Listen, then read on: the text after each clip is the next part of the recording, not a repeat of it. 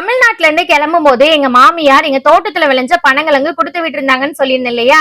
Evening போல ஸ்நாக்ஸ்க்கு அதை அவிக்கலாம் அப்படின்னு சொல்லி தான் எடுத்துட்டு இருந்தேன். எங்க ஊர் சைட்ல எல்லாம் பாத்தீங்கன்னா மோஸ்ட்லி எல்லார் வீட்லயுமே இந்த பனங்கிழங்கு வந்து விலைய போடுவாங்க. எங்க அத்தையுமே போட்டிருந்தாங்க.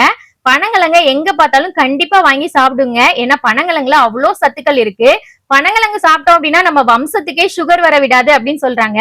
குழந்தைங்களுக்கும் சின்ன வயசுலயே பழகிட்டீங்க அப்படின்னா அவங்க ரொம்ப விரும்பி சாப்பிடுவாங்க.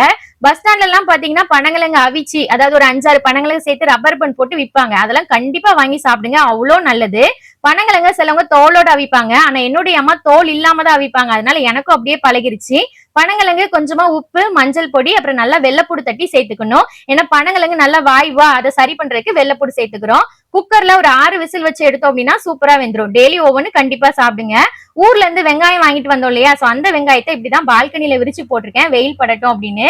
அப்புறம் மக்ரூன் வாங்கிட்டு வந்தேன்னு சொன்னேன். ஒரு சிஸ்டர் கமெண்ட்ல கேட்டிருந்தாங்க மக்ரூன்னா என்னது அப்படின்னு.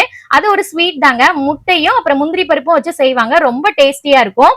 அப்புறம் எங்க அத்தை கொடுத்து விட்ட ஊறுகாவை இந்த மாதிரி பாட்டில்ல ஸ்டோர் பண்ணி வச்சுட்டேன். பாய்.